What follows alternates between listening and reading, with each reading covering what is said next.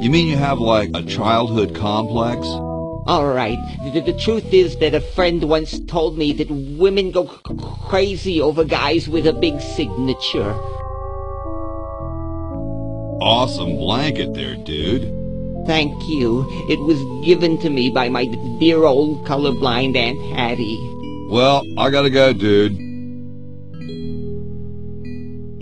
Hey, tall, dark, and spiffy, my name's Hoagie. Well, how quaint. I am, of course, Thomas Jefferson, noted scholar, musician, horseman, student of the sciences, member of the bar. Oh, sure, I've heard of you, dude. What's in the can, Tommy? Thomas. My name is Thomas, and this, my chubby friend, is a time capsule, filled with remembrances of our time to be revealed 400 years hence. So, how's the time capsule going? I'm sorry to say that except for my log, we haven't got a thing. Dude, is that like the Constitution? Right now it's just a Constitution, I'm afraid. We hit a slight creative block right after the preamble. That's why we put up a suggestion box over there. Could you start a fire, please? I'd love to oblige you, young man, but I can't. This is the only log, and I'm saving it for posterity. How can you let Hancock suffer like that? A real man is warmed by the fires of his spirit. You should listen to Washington relate his experiences at Valley Forge, and take heed.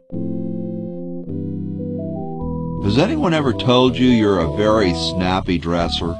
Why, yes. I studied at Virginia Coat and Technical, where I majored in collar theory. I was captain of the varsity cravat team. Those are impressive credentials, Tom. Thomas. Dude, I loved your work on the Declaration of Independence. Ah, thank you. What was your favorite part? I like the we the people part. That's not in the Declaration of... Say, that's not bad. Maybe we can use it. Well, later, dude. What? What's going to happen later?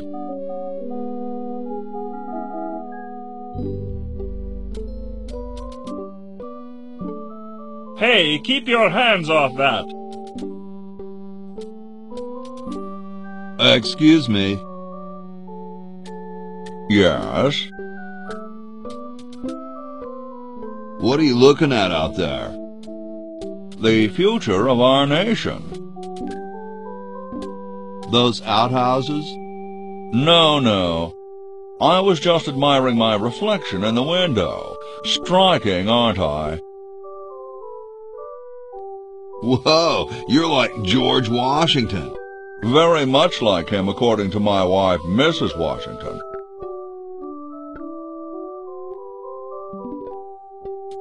Does Mrs. Washington know you wear so much makeup?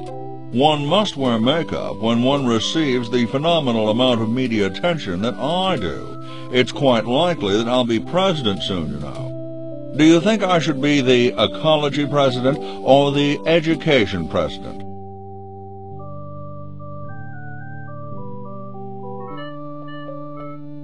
I think ecology is very important. Yes, of course, but what really matters is which one sounds better.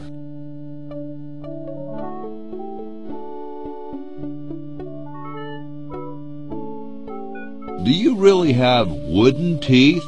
As a matter of fact, I do make use of artificial teeth. I find them to be far superior to the ordinary enamel variety.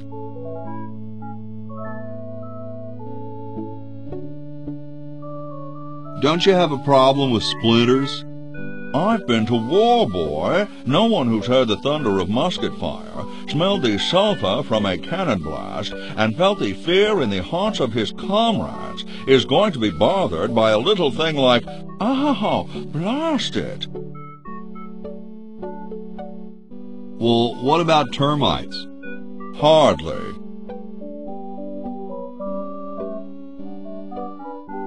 Wow, what do you brush them with? I use a toothbrush, much like everyone else, and a bit of wood polish, of course.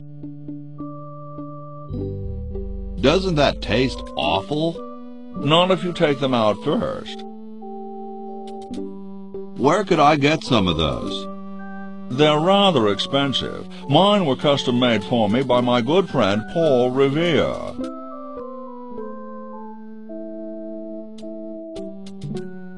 Didn't he ride a horse through town naked? I believe you have him confused with someone else. Is it true about you and the cherry tree? Oh yes, it's quite true. Why, I've cut down acres of cherry trees in my day. I bet you've lost it. You couldn't cut down a tree to save your grandmother. Lost it, have I? Why, I'd show you a thing or two if there were a cherry tree nearby. But as you can see, there isn't. I only cut down cherry trees. Family tradition, you understand, cherries only. There's nothing out there but cedar and kumquats.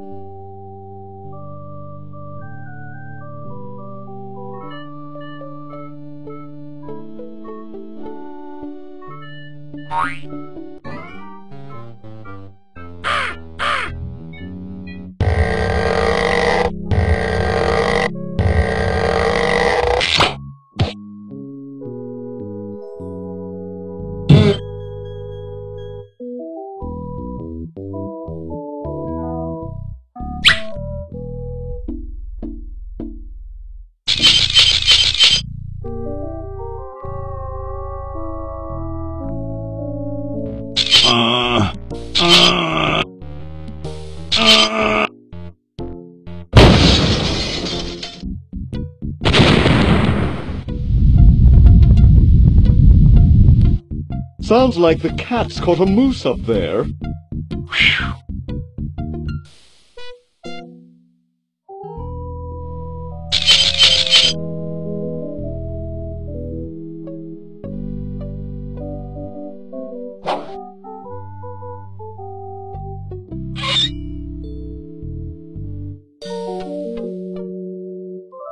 Soon all the power of the heavens will be mine! All mine! If only we had some nasty weather!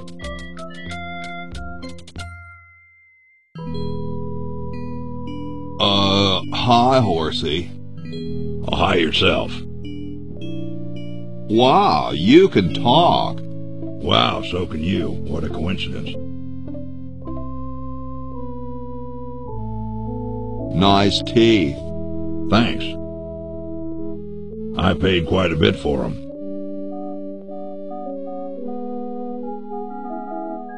What's a nice horse like you doing in a place like this? Hey, I live here. What are you doing here?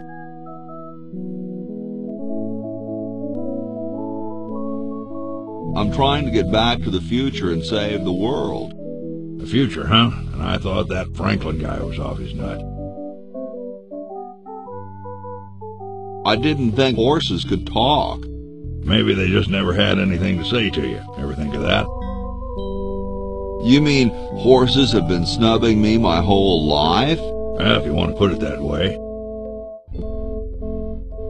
Is this some kind of a trick? I don't do magic. I'm just a horse. Well, I gotta go. See you later.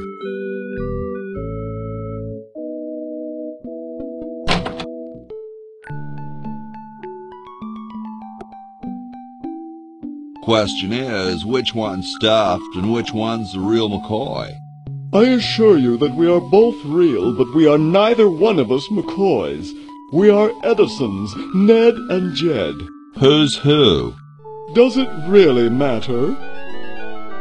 Even our dear father can't tell us apart.